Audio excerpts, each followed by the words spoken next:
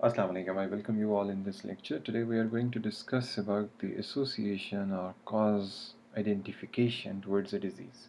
So in order to establish this etiological factor in any disease, we opt the following methodologies. That first we could assess them or their role towards in any animal model.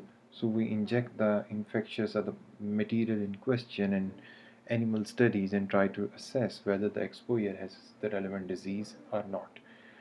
Followed by the cell line studies, where transgene cell line studies are essential and they can assist us in defining whether the causative agent has any impact towards the disease or not. But in human population, we are unable to assess such things. I mean, we cannot induce or try to induce cancer or any other disease in humans just for the study purpose, right? Or just for an exploratory research work. So this limitation, which is genuine and it's quite concerning, should be addressed on ethical grounds. Now, however, based on certain natural calamities or unplanned experimentations, there is what you can say clustering of information which we retrieve. For example, the road repair or construction work ongoing at different points in the developing and developed countries may be associated with certain respiratory distress. So, whether the road dust atmosphere has any association or is the causative agent for a respiratory pneumonia or any other abnormality. In order to establish this, we do not expose a certain group of healthy individuals to inhale dust or smoke, right? But if somebody is working on a road and or on a construction site or inside a mine, we can assess that information, and based on that natural exposure, we go further. The image I am presenting to you in this is basically a statue of a Bhopal gas leakage incident where roughly around 2,000 to 3,000 individuals unfortunately lost their life due to a gas leakage, and this gas was pertinently required for the generation of different pesticides. So, this unwanted, unnatural, unplanned death provide us an information that this gas exposure is toxic for the humans and how to deal with those calamities in question. Similarly, atomic blast exposure at Hiroshima and Nagasaki is providing us the information of cancer incidents and what kind of cancer incidents are more prevalent in the population. So the general guidelines are the routine observations made by the clinicians, like they are noticing that the smokers are more frequently affected from lung cancer, so they proceed for the observation of case control study followed by a cohort study to assess whether smoking has any association towards lung cancer. So this observation was initially recorded based on a behavior that majority of the people who are suffering from lung cancers are smokers. So this routine observation provide us a clue that smoking may has a causal relationship or it may be associated factor. So the real or spurious association is the point in question over here. Similarly, sometimes it happens that we associate a factor which has limited or not strong correlation with the disease, like coffee's association with pancreatic cancer is something pertinent to mention over here. So, in this case, we prefer to present this idea that those individuals who are suffering from pancreatic cancer are habitual coffee drinkers. Now, we believe that coffee has a significant association with pancreatic cancer, so there is an increased association of coffee intake with pancreatic cancer disease. However, there are certain confounding members, like the coffee drinkers are usually habitual smokers, or they are dropping more towards the sedentary style or something else, and that confoundingness is the main key. So, in order to develop this association and establish this fact that smoking is the main reason, not the coffee, we have to identify the confounding factors, right? Now, the test case would be that If we believe that the association of certain ecological factor is relevant to the disease, we first have to rule out that factor and assess whether the prevalence of disease is decreased or not. For example, if we say that increased cholesterol level is the risk for coronary heart disease, then by reducing cholesterol levels, we should observe decreased incidence of CHD. But if it does not happen, that means this is not the main core element we have identified for coronary heart disease. Okay. The other example over here is, this is a very interesting example. Over here, the smoking by pregnant women associated with low body weight of the young infant babies born by these pregnant mothers.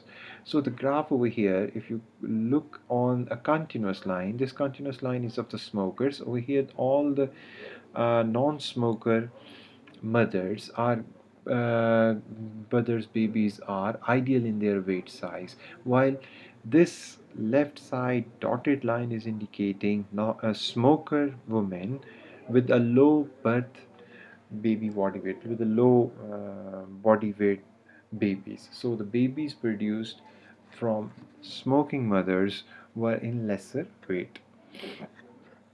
Now, this additional information was also coincidentally available, and it shows that the smoking mothers have the gestation period, which is quite different.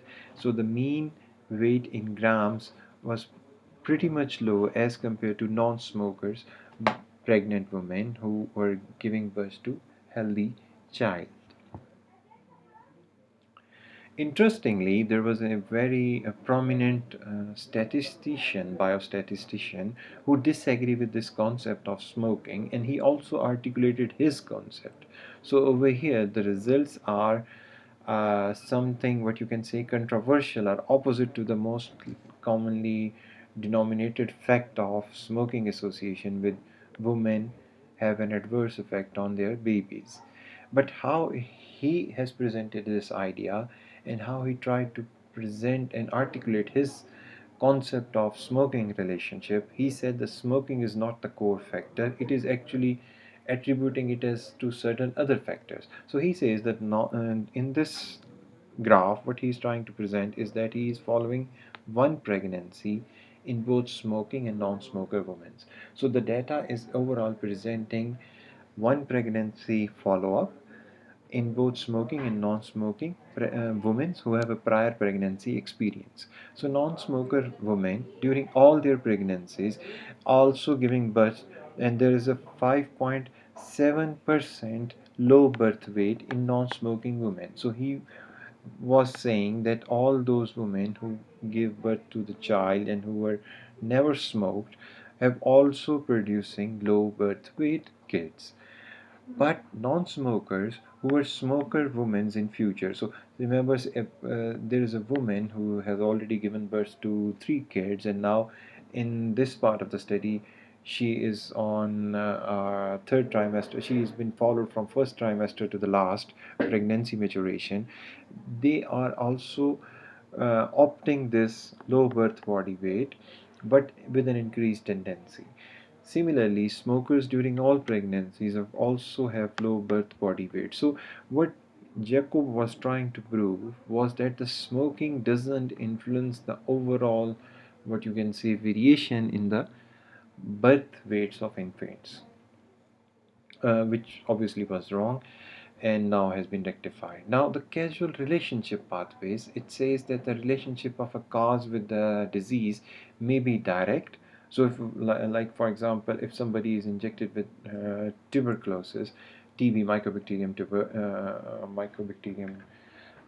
tuberculosis will be the suffering outcome or disease, and that is that factor directly related with the disease.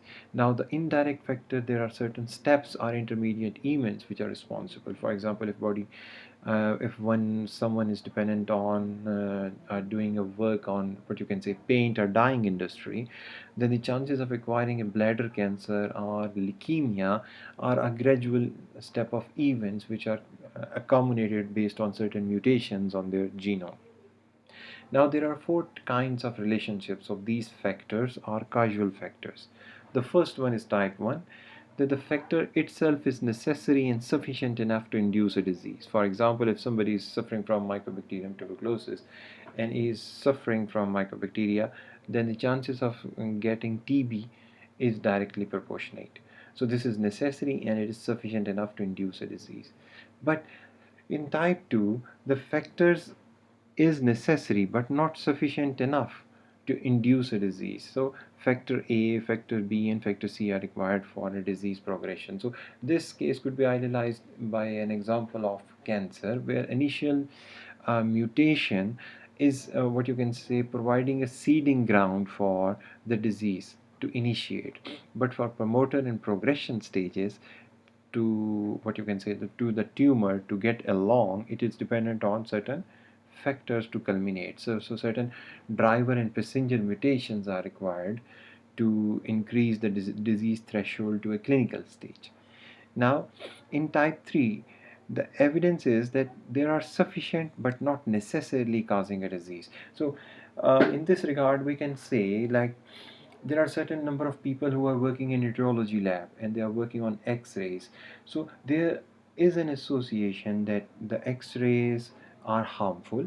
They may induce a set of melanomas on the skin, but this evidence is sufficient, but it is not necessary that every individual who is suffering from the skin melanoma has a prior experience, would be working in the lab. So there is a radiological exposure may not be the core agent responsible for the disease progression.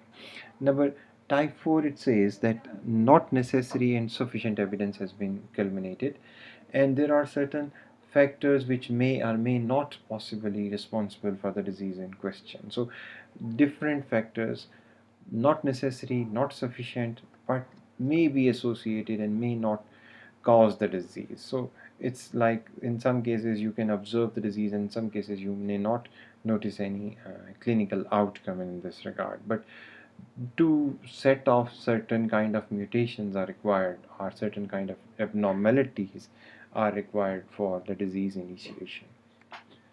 Now, Koch's postulates were based on from a biological prospect or from a microbiological prospect. They say that the organism is always found within the disease. Second, they propose that the organism is not found within the disease. So we attribute these things towards an infection. The third postulate was the organisms, when isolated, may also transmit the infection and may induce what you can say a disease to the normal controls.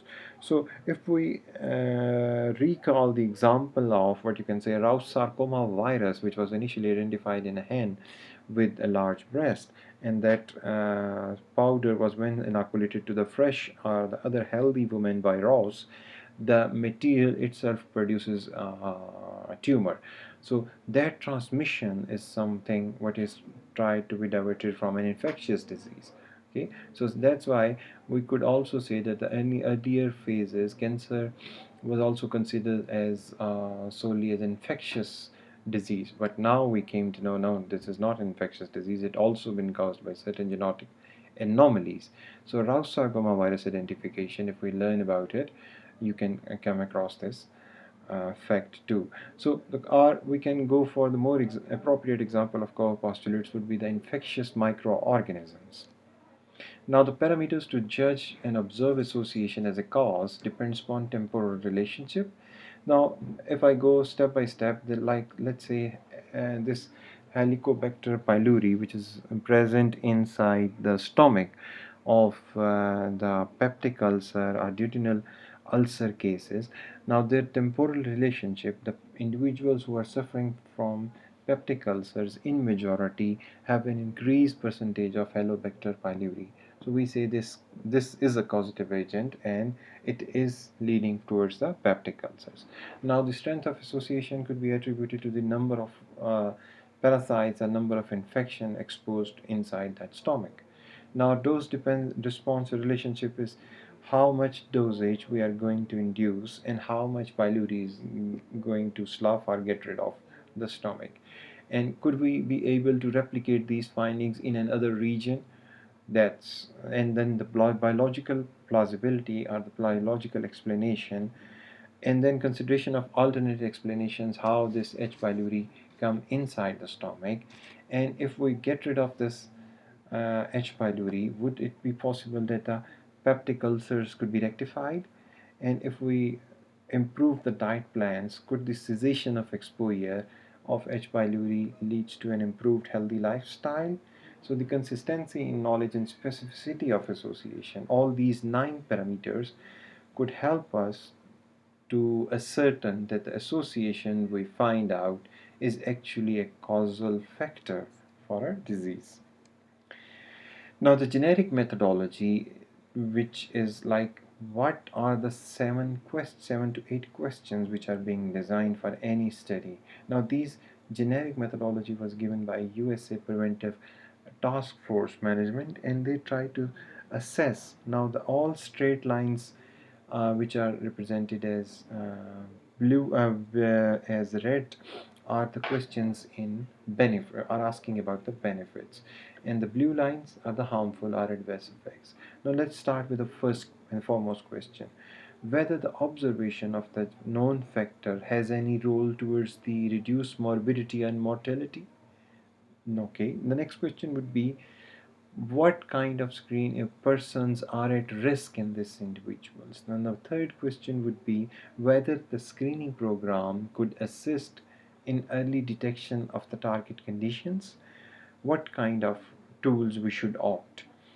The fourth question in design for this methodology would be whether the treatment in question could be helpful for an intermediate outcome identification. So it's a sort of thing that early detection made at question number 3 could help us to define a treatment strategy, and that treatment could target the intermediate outcome. So suppose a person is having a smoking behavior and we stop his smoking, would the intermediate outcome of stopping smoking could rectify his already prevailing damage inside his body?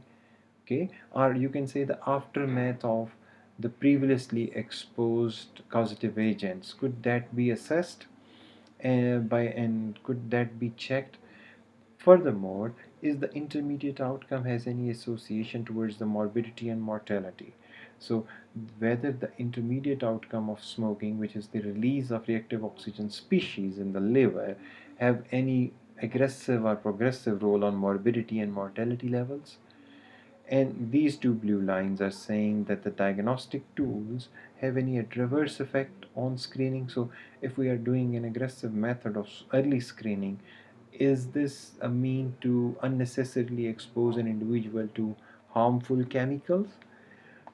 Followed by the question number 8, which says whether the treatment we are proposing to stop that smoking intake and devise for patches or something alternate, whether that patch use or any other alternate case study is having any adverse effect on the treatment.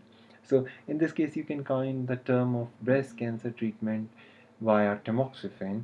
Now tamoxifen usage in breast cancer studies was helpful to reduce breast cancer incidence, but indirectly their adverse effect was on ovarian cancer incidence. So the ovarian cancer incidence was getting higher by the use of tamoxifen in different screening programs. Okay, so I hope you have understood the lecture thoroughly. If you have any questions, please feel free to ask. Thank you.